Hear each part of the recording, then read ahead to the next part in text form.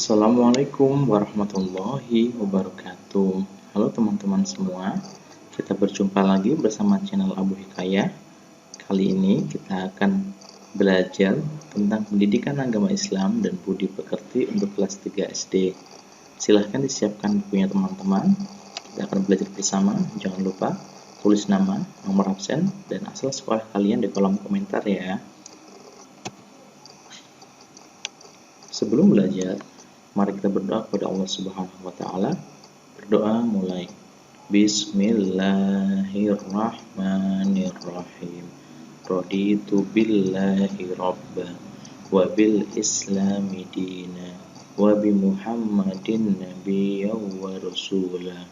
Rabbi zidni ilma warzuqni fahma. Amin ya rabbal alamin.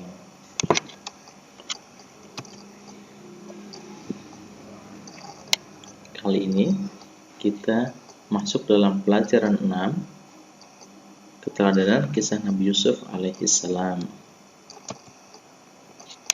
Nabi Yusuf alaihissalam adalah putra Nabi Yakub alaihissalam. Yusuf mempunyai adik kandung bernama Bunyamin dan 10 saudara berbeda ibu atau kakak-kakak Nabi Yusuf. Ibunda Nabi Yusuf alaihissalam bernama Rahel meninggal dunia saat melahirkan Bunyamin. Saat itu, Yusuf baru berusia 2 tahun. Nabi Yusuf alaihissalam merupakan anak yang paling disayangi oleh ayahnya. Hal itu membuat kakak-kakak Nabi Yusuf alaihissalam merasa cemburu. Suatu hari, Yusuf mimpi melihat 11 bintang, matahari, dan bulan. Semuanya bersujud kepadanya. Yusuf kemudian menceritakan mimpi itu kepada ayahnya. Yakub lalu berkata, "Jangan kamu ceritakan mimpimu itu kepada saudara-saudaramu, supaya mereka tidak tergoda oleh setan dan mencelakakanmu." Dengan mimpi itu, ayahnya mempunyai firasat bahwa Yusuf kelak akan mendapat kedudukan yang tinggi di dunia dan di akhirat. Salah seorang kakak Yusuf alaihissalam mendengar hal ini, dan kemudian berita ini disampaikan kepada saudara lainnya sehingga membuat kecemburuannya pada Yusuf alaihissalam bertambah besar. Lalu dia mengajak saudara lainnya untuk mencelakai Yusuf alaihissalam.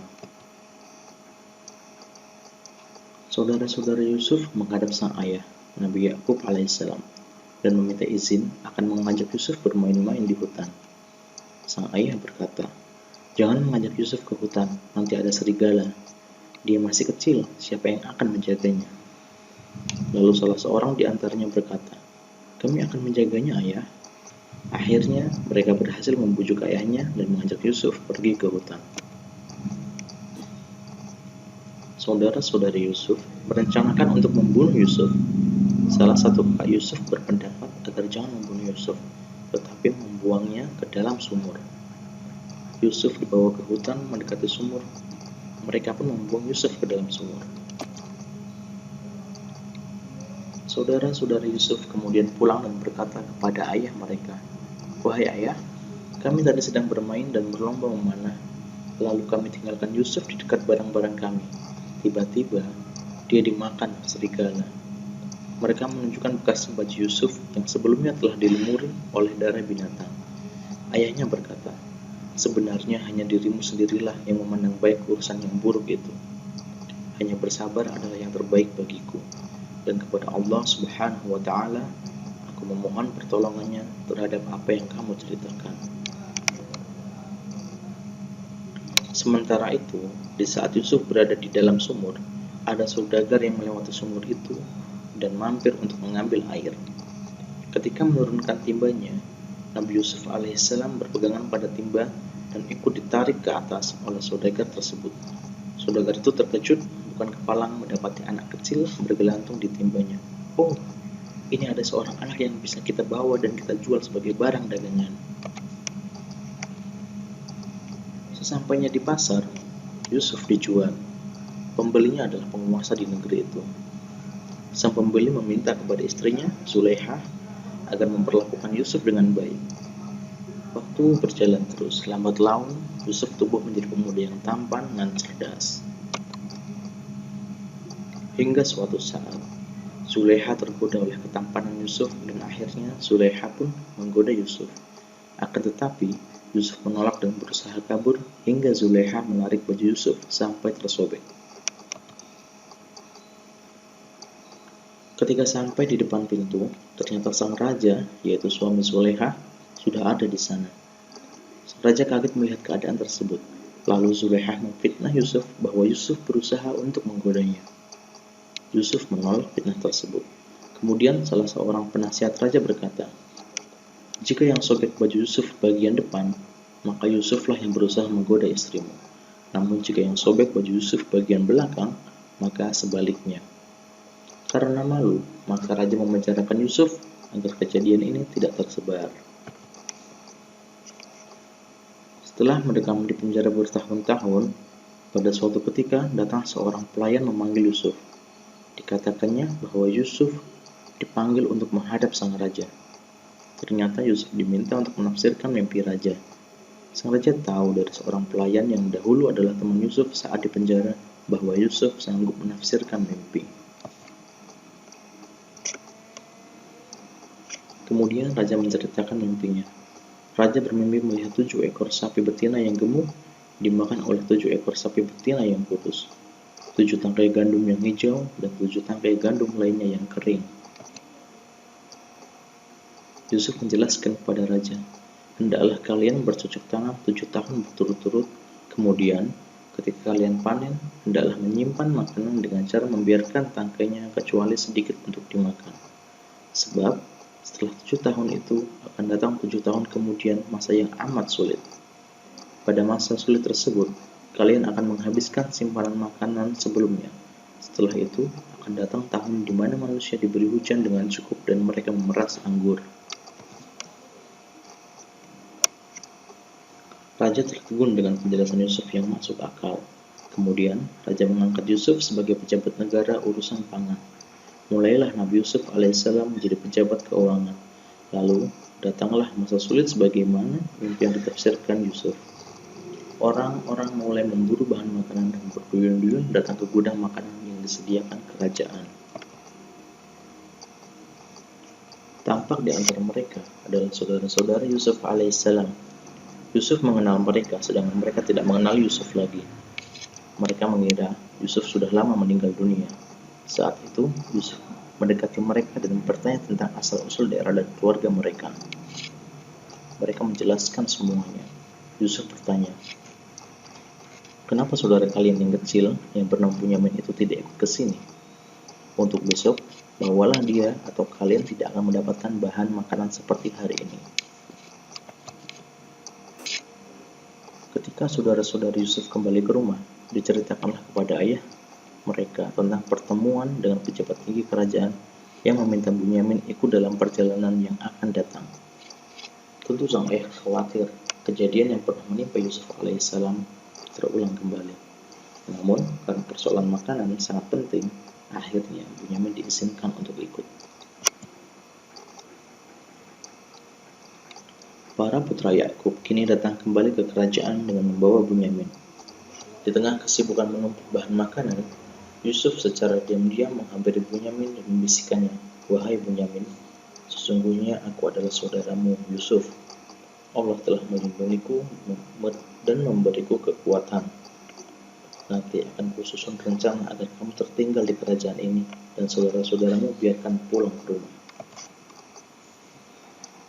Saudara-saudara Yusuf alaihissalam kemudian kembali pada ayah mereka di Palestina tanpa Bunyamin. Mereka mengabarkan apa yang telah terjadi. Ayahnya bertambah sedih mendengar kejadian yang menimpa dan berkata, "Wahai anak-anakku, pergilah kalian mencari berita tentang keberadaan Yusuf dan Bunyamin dan jangan kamu berputus asa."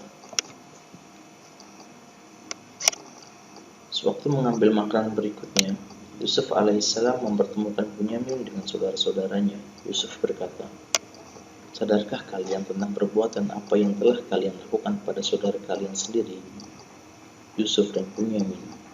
Mereka sangat terkejut karena di hadapan mereka ternyata adalah Yusuf, yaitu adik mereka yang pernah mereka buang ke dalam sumur. Mereka mengakui kesalahan dan memohon maaf atas perbuatan mereka membuang Yusuf. Nabi Yusuf alaihissalam berkata, "Kalian tidak akan dihukum dan dipersalahkan. Aku mohon kepada Allah Subhanahu wa Ta'ala ampunan dan rahmat bagi kalian, dan Allah Maha Penyayang. Setelah menanyakan keadaan ayahnya, Yusuf alaihissalam kemudian mengirim jubahnya supaya diusapkan ke wajah ayahnya, sembari meminta agar ayahnya segera diajak menuju ke istana. Sebelum sampai rumah, ayah mereka berkata bahwa sesungguhnya aku telah mencium keberadaan Yusuf yang masih hidup. Maka benarlah, ketika mereka tiba, jubah Yusuf diusapkan ke wajahnya dan muncullah kegembiraan di hati ayah. Penglihatan ayahnya pun dengan izin Allah Subhanahu wa Ta'ala telah pulih kembali. Saudara-saudara, Yusuf alaihissalam dan ayahnya segera berangkat menuju Mesir. Nabi Yusuf alaihissalam menyambut kedatangan keluarganya. Nabi Yusuf langsung duduk di samping ayahnya. Setelah selesai pertemuan, seluruh keluarga Yusuf diminta untuk tinggal di dalam istana. Kemudian Nabi Yusuf alaihissalam menyatakan, inilah mimpiku sewaktu masih kecil dulu, melihat 11 bintang, matahari, dan bulan bersujud kepadaku. Allah Subhanahu wa Ta'ala mewujudkannya dengan banyak kebaikan kepadaku dan membebaskanku dari penjara serta mempertemukan kita kembali. Nah, sudah selesai kisah teladan Nabi Yusuf. Ada beberapa hal dari kisah Nabi Yusuf alaihissalam yang patut kita teladani. Di antaranya, sifat iri dengki bisa mampu membutakan hati kita sehingga berani berbuat hal yang dilarang oleh Allah Subhanahu wa Ta'ala. Selanjutnya, kita harus kuat mungkin menjaga diri dari godaan syaitan yang akan menjerumuskan kita dalam perbuatan maksiat, seperti halnya Nabi Yusuf alaihissalam menahan godaan dari Zulaiha. Selanjutnya, kita harus bersabar saat menghadapi cobaan yang datang hingga datang pertolongan Allah Subhanahu wa Ta'ala kepada kita. Kemudian, selalu memaafkan kesalahan orang lain terhadap diri kita. Kita masuk ke dalam kegiatan Ayo Berlatih. Kegiatan ini kalian bisa temukan atau bisa kalian kerjakan di halaman 79. Soal yang pertama, Nabi Yusuf alaihissalam adalah putra ... Nomor 2, di dalam Al-Quran dijelaskan bahwa Nabi Yusuf alaihissalam bermimpi melihat ... semuanya bersujud. Yang ketiga, ibu Nabi Yusuf alaihissalam meninggal ketika beliau berusia ... tahun. Nomor 4, Nabi Yusuf alaihissalam diberi ilmu berupa ...